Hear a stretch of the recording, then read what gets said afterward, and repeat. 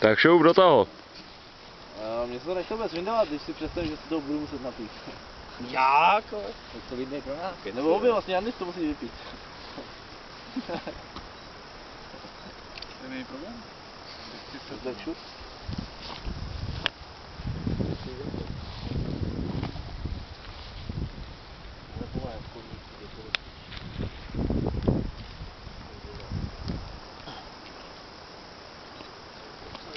Ale plastová je, to tam majestátní pohoří takhle proti tomu slunci. Ty jsi rustikální, jo? Ale ještě bych docela rád zašel na ty keše. To je tam pěkně usazená, co? Obrostlá, tyhle. Tohle se napijeme, ne? Když jsme z toho vždycky se na ten...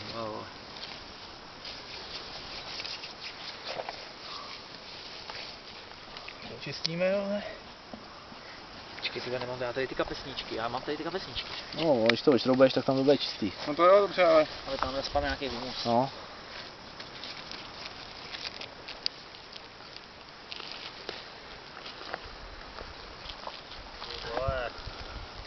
Až jodu, že se neudržím úplně ve stabilizované poloze. Potím hlavně, no, potím.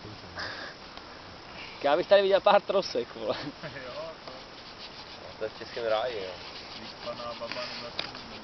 Jo? Paná voda. No, napijem se a pak dáme stříkací soutěž z bunkru. Myslíš, že se to může zkazit? Ne.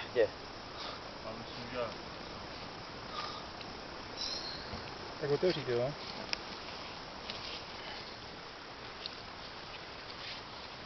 Je to hnusný,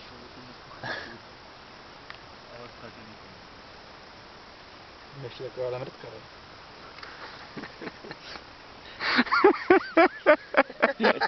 Takže v pořádku, ne? Ne, to je dávkovací záležitost. To už se pije. Co? To už se pije, ne? Jo.